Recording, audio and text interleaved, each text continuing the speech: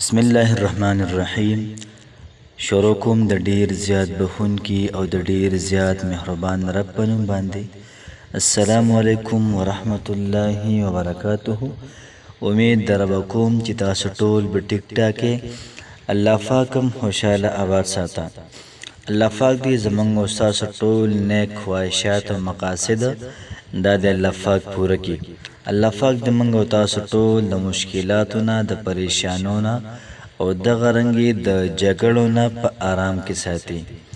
محترمو، نن چې کومه زموږ وظیفه ده ډیره زیاته ناشنا او ډیره زیاته اعلی وظیفه ده چې څوک هم دا وظیفه کوي نو په کور کې به امن وي، په کور کې به سکون وي، په کور کې به اطمینان وي. نو راځئ دا وظیفه په خپله مو کو، خپل ملګرو سره هم شیر کو چې د هغوی د کورونو نه هم جنت د اساس شي. نن چې کومه زموږ وظیفه ده هغه داسې ده که چېرته کورونه داسې وي چې په هغې کې د ښځو جګړې وي، بعضې کورونه داسې وي چې په هغې کې د سړو جګړې وي، بعضې کورونه داسې وي چې په هغې کې د ماشومانو په سر باندې دا جګړې وي، بعضې کورونه داسې وي چې په هغې کې د ښځو د خاوند جګړې وي، بعضې کورونه داسې وي چې په هغې کې د خواښې او د انګور جګړې وي. دغه رنګې دنیا قسم له جګړې دي او بعضې کورونه داسې وي چې هغوی کې مکمل 24 ګنټې درز غوبل وي. نو راځئ دا ټول کورونه به څنګه موږ په امن کې راولو، څنګه به په سکون کې راولو. بس صرف یو وظیفه وکئ، په خوږ څیز باندې دم کوئ، په ټول کور باندې وخورئ، انشاءالله العزیز جنګ جګړې به نه وي.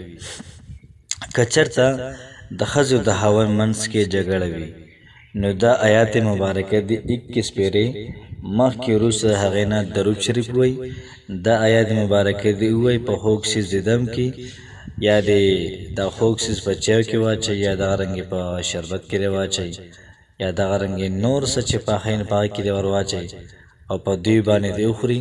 انشاءالله العزیز محبت د پیدا شي، نفرتونه او جګړې لانجې کونجې دا به ختم شي.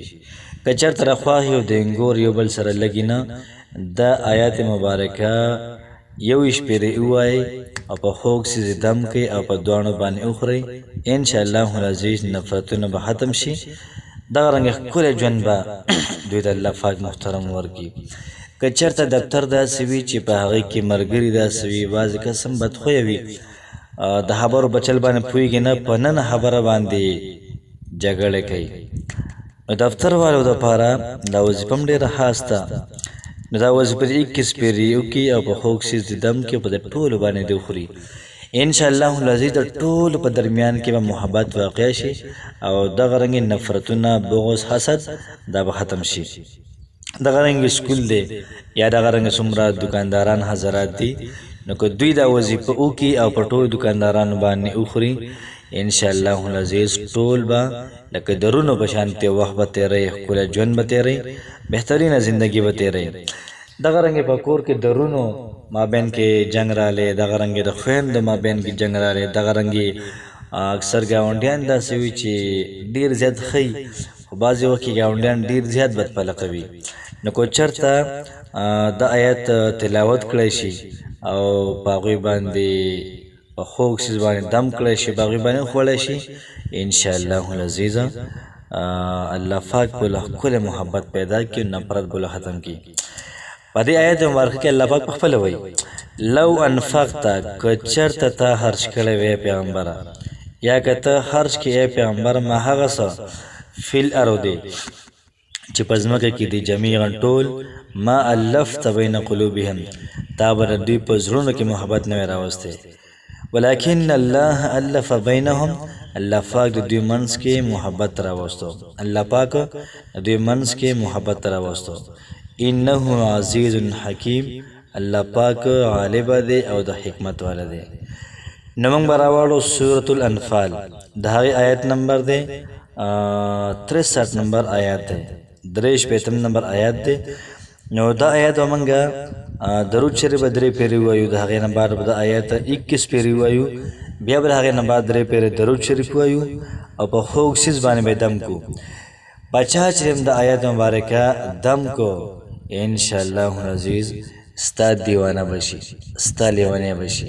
چې کوم خواهی ته بوځي در سره به ځي بچا باندې خپله خبره منې نو د آیات قول الله تلاوت ته کې په خوږ څیز دم کې به هغه باندې وخوره انشاءالله العزیز ستا خبر به بالکل دا ومني او دغه رنګې مکمل تابع به شي ستا نو کوشش وکړه چې د آیات مبارکه د نیکو مقاصدو دپاره استعمال کړئ او دغه رنګې څومره چې تاسو نه کیدی شي په دې آیات په ذریعې باندې روغې د خلکو محترمو ته راولئ په خپلې مو کوئ ملګرو سره هم شریک کړئ الله پاک هم خوشحاله آباد ساته السلام علیکم ورحمة الله وبرکاته